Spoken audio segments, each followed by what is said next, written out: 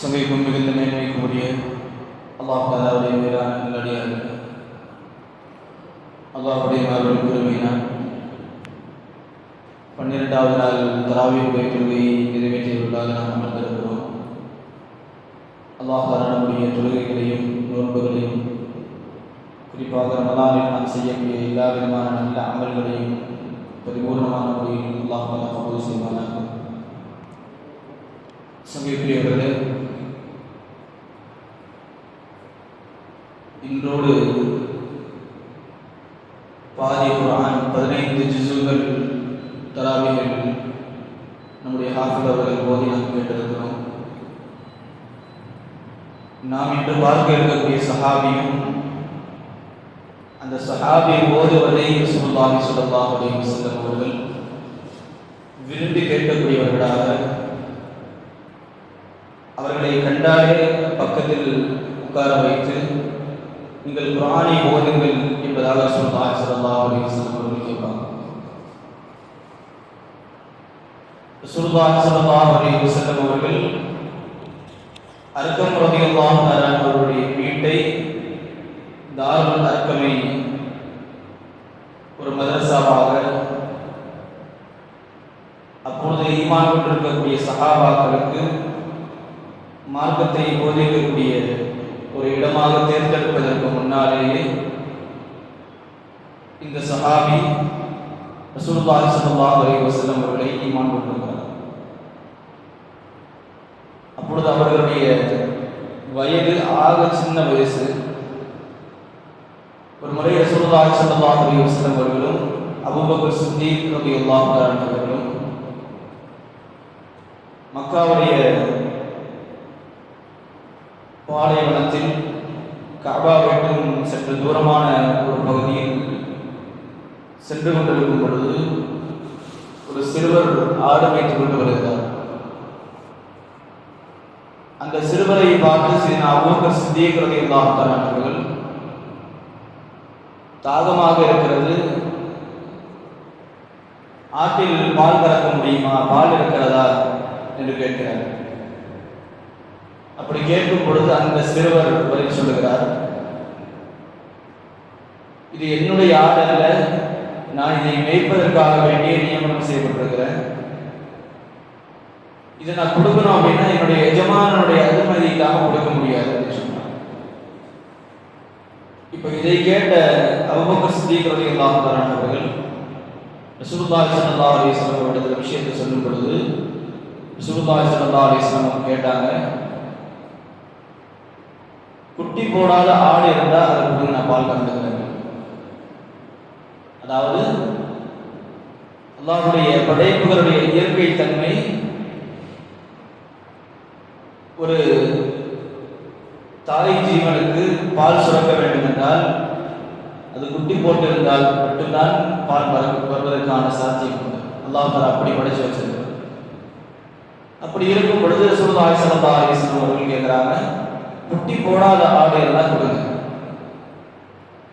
இப்போ இதை கேட்கும் பொழுது அந்த சஹாபி குட்டி போடாத ஒரு ஆடை அனுப்பி வைக்கிறாங்க. ரசூலுல்லாஹி ஸல்லல்லாஹு அலைஹி வஸல்லம் அவர்கள் அதிலிருந்து பால் கறக்கக்கூடிய அந்த காட்சியை பார்க்குறாங்க. இவங்க சின்ன பையன், எதுவுமே தெரியல, பால் கறந்தாச்சு. கறந்து முடிச்ச பிறகு அந்த ஆட்டை திருப்பி அனுப்புறாங்க. அந்த சின்ன பையன் என்ன பண்றாங்கன்னா, இதுல இருந்து எப்படி பால் வந்தது அப்படின்னு சொல்லி இவங்க கறந்து பார்க்கறாங்க. இவங்க கறந்தா வரமாட்டாங்க. இப்ப நேரா என்ன பண்றாங்க, நேரா ரசூலுல்லாஹி ஸல்லல்லாஹு அலைஹி வஸல்லம் போறாங்க, கறந்து வச்ச பாலை திருப்பி கொடுக்குறாங்க, குடிங்க அப்படி. இவங்க குடிக்கிறாங்க, குடிச்சாலும் அந்த பால் தீர மாட்டாங்க. இதை பார்த்த உடனே அந்த சின்ன வயசுல இருந்த அந்த சஹாபி சொல்றாங்க, இது எப்படி சாத்தியமாச்சு, எனக்கு சொல்லிக் கொடுங்க அப்படின்னு கேட்குறாங்க. இது எப்படி சாத்தியமாச்சு, எனக்கு இது தெரிய மாட்டேங்குது, எனக்காக சொல்லிக் கொடுங்க அப்படின்னு கேட்குறாங்க. அப்படி சொல்லிக் கொடுங்க அப்படின்னு கேட்கும் பொழுது ரசூலுல்லாஹி ஸல்லல்லாஹு அலைஹி வஸல்லம் சொன்னார்கள், நீ வருங்காலத்தில் பெரிய ஒரு ஆசிரியராக வருவாய் என்றார்கள் ரசூலுல்லாஹி ஸல்லல்லாஹு அலைஹி வஸல்லம்.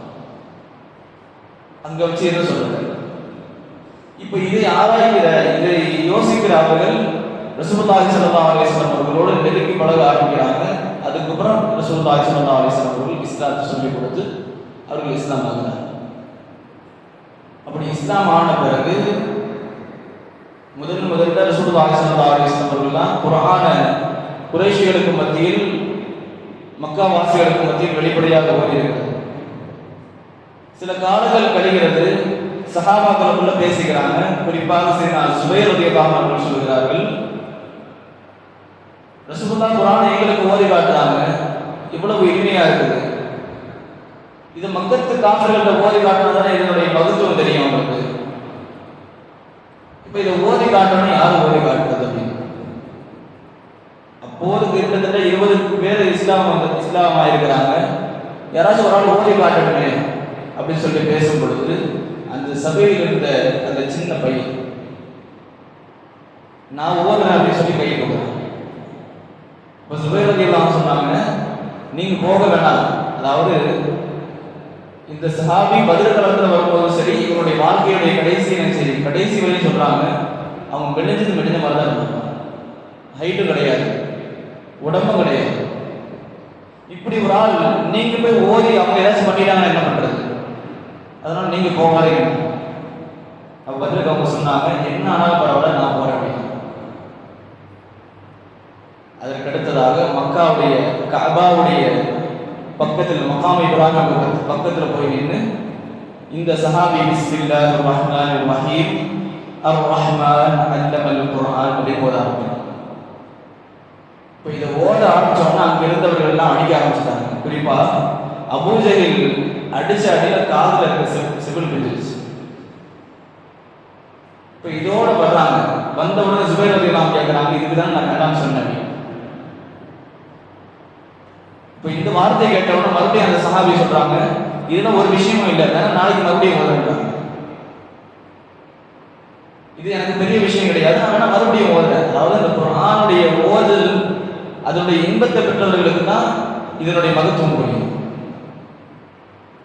இந்த சஹாபி மறுபடியும் சொன்னாங்க, நான் நாளைக்கு மறுபடியும் ஓதுறேன். பின்னால் உள்ள காலங்களில் ரசூலுல்லாஹி ஸல்லல்லாஹு அலைஹி வஸல்லம் அவர்கள் இவங்க எங்க போனாலும் நடந்து போயிட்டாலும் சரி, அவங்களை கூப்பிட்டு நீங்க குர்ஆன் ஓதுங்க, நான் கேட்கணும் அப்படின்னு. பதிலுக்கு இந்த சஹாபி சொல்லுவாங்க, யாரும் சொல்லுவா, குர்ஆனை உங்களுக்கு தானே இறங்கி இருக்கு, நான் உங்களுக்கே ஓதி காட்டுறதா அப்படின்னு. இல்ல நீங்க ஓதுறது நான் கேட்கணும்னு விருப்பப்படுறேன் அப்படின்னு சொல்றாங்க. அது மட்டும் இல்ல, இந்த சஹாபிக்கும் ரசூலுல்லாஹி ஸல்லல்லாஹு அலைஹி வஸல்லம் அவர்களுக்குமான தொடர்பு அபூ மூஸா அல்-அஷ்அரி ரலியல்லாஹு அன்ஹு இங்கிருந்து ஈராக்ல இருந்து எங்க வர்றாங்க, மதீனாவுக்கு வர்றாங்க. இஸ்லாமை பற்றி தெரிஞ்சுட்டு ரசூலுல்லாஹை பார்க்கணும்னு வர்றாங்க. அவங்க சொல்றாங்க, நான் இஸ்லாத்துடைய ஆரம்ப காலங்களில் நான் மதீனாவுக்கு வரும் பொழுது இந்த சஹாபியை ரசூலுல்லாஹ்வுடைய வீட்டில் ஒரு ஆள் நினைச்சிருக்கேன், ரசூலுல்லாஹ்வுடைய குடும்பத்தில் ஒரு ஆள் நினைச்சிருக்கேன் அப்படின்னா. ஏன்னா ரசூலுல்லாஹி ஸல்லல்லாஹு அலைஹி வஸல்லம் அவர்களோடு எப்போ வேணாலும் போயிட்டு வர்றதுக்கான அனுமதி. குறிப்பாக ரசூலுல்லாஹ் சொல்ற வார்த்தை, எல்லாத்துக்கும் ஒரு கட்டுப்பாடு இருக்குது, இந்த சஹாபிக்கு ஒரு கட்டுப்பாடு கிடையாது, அவர் எப்போ வேணாலும் ஒரு கதை தரலாம். ஏன் ரசூலுல்லாஹி ஸல்லல்லாஹு அலைஹி வஸல்லம் அவர்கள் ஒரு சபையில பேசிட்டு திருப்பி வீட்டுக்கு வர்றாங்கன்னா முதல்ல ரசூலுல்லாஹ் உள்ள வர்றதுக்கு முன்னாடி என்ன உள்ள வரணும்? ரசூலுல்லாஹ்வுடைய செருப்பை சுமக்கக்கூடிய பாக்கியத்தை பெற்றவர்கள். அது மட்டும் இல்லை, ரசூலுல்லாஹி ஸல்லல்லாஹு அலைஹி வஸல்லம் மிஸ்வாக் செய்றாங்க இல்லையா, மிஸ்வாக்குடைய கொச்சியை உடைக்கிறதுக்கான பொறுப்பு சரினா இப்னு மஸ்ஊத், அப்துல்லாஹ் இப்னு மஸ்ஊத் ரலியல்லாஹு அன்ஹு அவர்களுக்கு ஒப்படைக்கப்பட்டிருந்தது என்ற செய்தியை நாம் பார்க்க முடியும். ஒரு முறை ரசூலுல்லாஹி ஸல்லல்லாஹு அலைஹி வஸல்லம் அவர்கள் சஹாபாக்கள் மத்தியில் இருக்கும்போது ஒரு மரத்தில் ஏறி குச்சியை உடைய மிஸ்வாக் செய்யணும் அப்படின்னு சொல்றாங்க. அப்படி சொல்லும் பொழுது இந்த சஹாபி மரத்து மேல ஏறுறாங்க. இவங்களுடைய தோற்றத்தை, அதாவது மரத்துல ரொம்ப மெலிஞ்சு போன ஒரு ஆள் ஏறினா எப்படி இருக்கும், இவங்க கால் எப்படி தெரிஞ்சதுன்னா குச்சி மாதிரி தெரிஞ்சது. இப்போ இதை பார்த்து இந்த சஹாபாக்கள் தான் சிரிக்க ஆரம்பிச்சாங்க. இவங்க மரத்துல ஏறினாங்க, இப்படி இருக்கிறாங்க, இவ்வளவு மெலிஞ்சு இருக்கிறாங்க அப்படின்னு சிரிக்க ஆரம்பிச்சாங்க. அப்படி சிரிச்சுட்டு இருக்கும் பொழுது ரசூலுல்லாஹி ஸல்லல்லாஹு அலைஹி வஸல்லம் அவர்கள் சொன்ன வார்த்தை, இந்த 2 காலை பார்த்து நீங்க சிரிக்கிறீங்க, இந்த 2 காலையும் நாளை மறுமையில் மீசானில் வைக்கப்பட்டால் நீங்க பார்க்கிற உஹதை விட மிகப்பெரியதாக இருக்கும். யார இவங்களை பார்த்து சிரிக்கிறது ரசூலுல்லாஹ்வுக்கு பிடிக்காது. சொல்லப்போனால் ரசூலுல்லாஹி ஸல்லல்லாஹு அலைஹி வஸல்லம் வீட்டில் ஒரு ஆள் மாதிரி இருந்தவங்க. ஏன் பெரும்பாலான ஹதீஸுகள் இவர்களை பார்த்து ரசூலுல்லாஹி ஸல்லல்லாஹு அலைஹி வஸல்லம் ஆரம்பத்தில் சொன்னாங்க இல்லையா, நாளைக்கு நீங்க பெரிய ஒரு ஆசிரியராக வருவீங்க அப்படின்னு. ரசூலுல்லாஹ் பின்னாடி சொன்னாங்க, உங்களுக்கு யாராவது குர்ஆன் எப்படி இறங்குனதோ அப்படியே கேட்கணும்னு யாராச்சும் விருப்பப்பட்டீங்கன்னா இவன் மசூத் ரலியல்லாஹு அன்ஹு ஓத வச்சு கேட்கணும். அதற்கு பின்னால் சீனா உமர் ரலியல்லாஹு ஆட்சி காலத்தில் எங்க இருக்கிறாங்க இவங்க? கூஃபாவில் ஒரு ஆள், கூஃபாவுடைய மக்களால் குறை சொல்லாத ஒரு ஆள் அப்படின்னு யாராச்சும் இருக்காங்கன்னா ஒரே நபர் சீனா இப்னு மஸ்ஊத் ரலியல்லாஹு அன்ஹு. எந்த அளவுக்கு சீனா உஸ்மான் ரலியல்லாஹு ஆட்சி காலத்தில், ஆட்சியுடைய தொடக்கத்தில் உஸ்மான் ரலியல்லாஹு என்ன பண்றாங்க, இவங்கள அந்த பொறுப்பிலிருந்து ஆளுநர் பதவியிலிருந்து நீக்கம் செய்யறாங்க. அப்படி நீக்கம் செஞ்சு நீங்க மதீனாவுக்கு திரும்பி வாங்கன்னு சொல்லி கூப்பிடுறாங்க. அப்போ அங்க இருந்த கூஃபாவாசிகள் சொன்னாங்க, நீங்க வேணா இங்கேயே இருங்க, யார் என்ன பண்றாங்கன்னு பார்க்கலாம், யாரும் உங்களை தொட முடியாது, நாங்கள் பார்த்துக்கிறோம், நீங்க இங்கேயே இருங்க அப்படின்னு. அப்படி சொல்லும் பொழுது இப்னு மஸ்ஊத் ரலியல்லாஹு சொன்னாங்க, அவங்க என்ன சொல்றாங்களோ அதுக்கு நான் கட்டுப்படுறேன். அப்படி இல்லாமல் நான் இங்கே இருந்தேன் அப்படின்னா ஃபித்னாக்கள் அதிகமாகும், ஃபித்னாவுடைய வாசனை திறக்க விரும்பல அப்படின்னு சொன்னாங்க இப்னு மஸ்ஊத் ரலியல்லாஹு. அதுக்கு பின்னால் பெரிய பெரிய அந்தஸ்து அடைஞ்சவங்க இவங்களுடைய ஒரு ஆசையை சொல்றாங்க. இந்த ஒரு சின்ன ஒரு செய்தி கூட சொல்லி நான் முடிக்கிறேன். சரி, நான் இப்னு மஸ்ஊத் ரலியல்லாஹு அவர்களுக்கு கைசர் கிஸ்ரா போன்ற அந்த மாகாணங்கள் எல்லாம் வெற்றி கொள்ளக்கூடிய பாக்கியத்தை எல்லாம் கொடுத்தாங்க. எப்படி இருந்தவங்க? ஆடு மேய்ச்சிட்டு இருந்தவங்க, அடிமையாக இருந்தவங்க. இவ்வளவு பெரிய அந்தஸ்தை, இவ்வளவு செல்வாக்கை கொடுத்த பொழுதும் கூட இப்னு மஸ்ஊத் ரலியல்லாஹு அன்ஹு ஒரு ஏக்கம் இருந்தது. அவங்க சொல்றாங்க, தபூக்குடைய போருடைய நேரத்தில் போர் ஆரம்பிக்கிறதுக்கு முன்னாடி அங்க ஒரு சஹாபி உடம்பு சரியில்லாம வஃபாத்தாயிட்டாங்க. வஃபாத்தாகும் பொழுது ரசூலுல்லாஹி ஸல்லல்லாஹு அலைஹி வஸல்லம் அவர்களும் சையதுனா அபூபக்கர் சித்தீக் ரலியல்லாஹு அவர்களும் உமர் ரலியல்லாஹு அன்ஹு இவங்க 3 பேர் சேர்ந்து தான் அவங்கள தஃபன் செய்யறதுக்கான, அடக்கம் செய்யறதுக்கான வேலையில் ஈடுபடுறாங்க. ரசூலுல்லாஹி ஸல்லல்லாஹு அலைஹி வஸல்லம் அவர்கள் உள்ள கபர்ல இருக்கிறாங்க, அது சஹாபியுடைய கபருக்குள்ள இருக்கிறாங்க. இவங்க எடுத்து கொடுக்குறாங்க. அப்படி எடுத்து கொடுக்கும் பொழுது ரசூலுல்லாஹி ஸல்லல்லாஹு அலைஹி வஸல்லம் அவர்கள் சொன்ன வார்த்தை, அல்லாஹும்ம இன்னி அம்சஸ்து அன்ஹு ராதியா, யா அல்லாஹ் இவரை கொண்டு நான் பொருந்திக் கொண்டேன், ஃபர்த அன்ஹு நீயும் இவரை பொருந்திக் கொள். ரசூலுல்லாஹ் சொன்ன அந்த வார்த்தை, இவரை நான் பொருந்திக்கிட்டேன் நீயும் பொருந்திக்கொண்டு அந்த சஹாபிக்கு துவா கிடைச்சது இல்லையா? எங்க கபர்ல இறக்கும் பொழுது ரசூலுல்லாஹ் வைக்கும் பொழுது, ஒன்று ரசூலுல்லாஹ் அடக்கம் செய்யணும்னு நான் ஆசைப்பட்டேன், ரெண்டாவது ரசூலுல்லாஹ் என்னை பொருந்திக்கணும், அல்லாஹ்வுடைய பொருத்தத்திற்காக வேண்டி எனக்கு ரசூலுல்லாஹ் துவா செய்யணும்னு ஆசைப்பட்டேன் அப்படின்னாங்க இப்னு மஸ்ஊத் ரலியல்லாஹு அன்ஹு. அப்படி ரசூலுல்லாஹி ஸல்லல்லாஹு அலைஹி வஸல்லம் அந்த துஆவுக்கு ஆசைப்பட்டவர்கள். அது மட்டுமில்லை, பல கட்டங்களில் இப்னு மஸ்ஊத் ரலியல்லாஹு அன்ஹு அவர்களை ரசூலுல்லாஹி ஸல்லல்லாஹு அலைஹி வஸல்லம் அவர்கள் எல்லா இடங்களிலும் ஒரு சபை அப்படின்னு அவங்களை முன்னிலைப்படுத்தக்கூடிய, அவர்களை மேன்மைப்படுத்தக்கூடிய, யாரும் எதையும் பேச விட்டுற மாட்டாங்க. அவ்வளவு கண்ணியத்தை ரசூலுல்லாஹி ஸல்லல்லாஹு அலைஹி வஸல்லம் அவர்கள் இந்த சஹாபிக்கு சையதுனா இப்னு மஸ்ஊத் ரலியல்லாஹு அன்ஹுவுக்கு கொடுத்திருக்கிறார்கள் என்கிற செய்தியை நாம் பார்க்க முடிகிறது. அல்லாஹ் தஆலா அந்த சஹாபியுடைய மேன்மையை, மகத்துவத்தை விளங்கி வாழக்கூடிய தௌஃபீகை நமக்கு தருவானாக. அவருடைய உபதேசங்கள் இன்னும் பல செய்திகள் இருக்கிறது. அல்லாஹ் தஆலா அந்த சஹாபியுடைய வாழ்க்கை ரசூலுல்லாஹி ஸல்லல்லாஹு அலைஹி வஸல்லம் அவர்களுக்கும் அல்லாஹ்வுக்கு பொருத்தமான வாழ்க்கையாக அமைந்திருந்தது. அதே போன்ற வாழ்க்கையை அல்லாஹ் தஆலா நமக்கும் நசீபாக்குவானாக.